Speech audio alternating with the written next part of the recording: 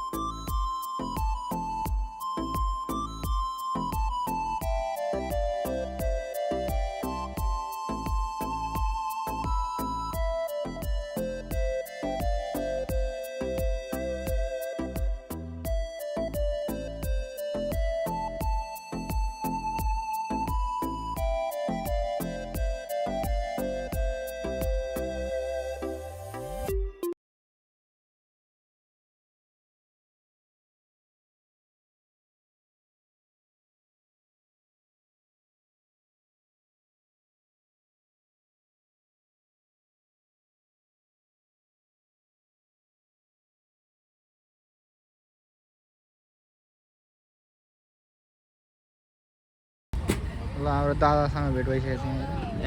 बिरामी राम्रो ल भरेतिर भेटौँ न। हामी चाहिँ खाजा खान निस्किसक्यौँ। खाजा खाना हो अब हाम्रो रिपोर्ट आउनु भएको छ।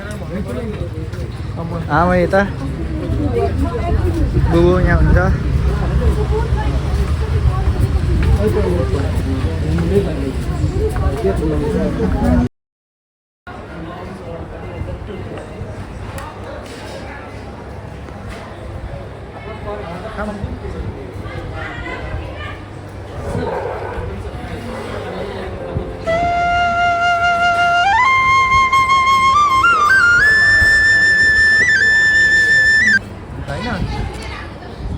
नुन अग्रेड खाजामा चाउमिन यता मम्मीलाई थुक्पा।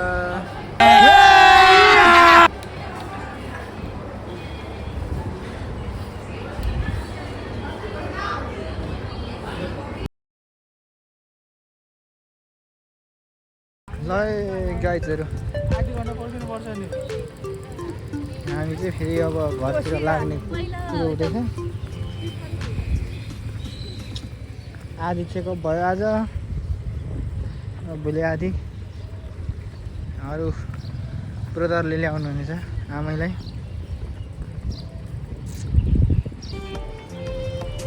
तर यो यतापट्टिको चाहिँ राम्रो छ क्या। ल गाइजहरू अब आधी चेकअप चाहिँ बाँकी भयो, भोलि गर्नुपर्ने छ। अब घर फर्केको आज नआउने भयो। ल हामी चाहिँ घर आइसकेर म भतिजको खाना छु। भतिज उठेर भतिज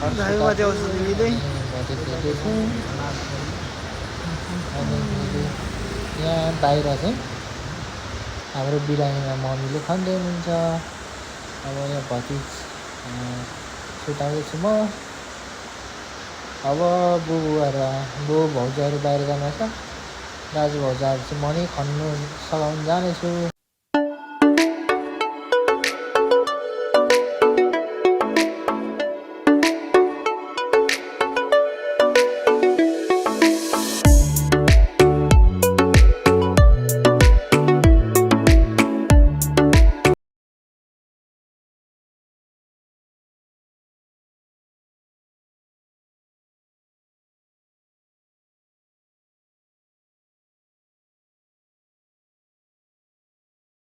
अनि फेरि हाम्रो बिरामी आमै खन्दै हुन्छ। अब म पनि खन्छु, थोरै खन्ने बाँकी रहेछ। आमाले यत्रो खन्नुभएछ। अब बिरामी आमै यो लसुन चाहिँ हामीले रोपेको जत्रो रोप्यो त्यत्रै रहेछ। यो आलु त्यस्तै काटेर रोपेको डल्लो चाहिँ भएछ, तर जत्रो काटेर रोपेको डल्लो चाहिँ भएछ, तर जत्रो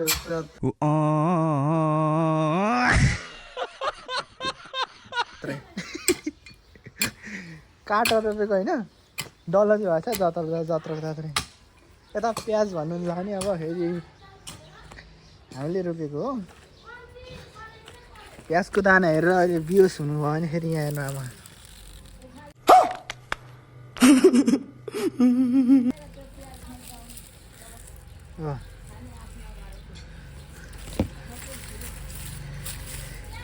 मल नभएर नि होला, जम्मा यत्रो छ।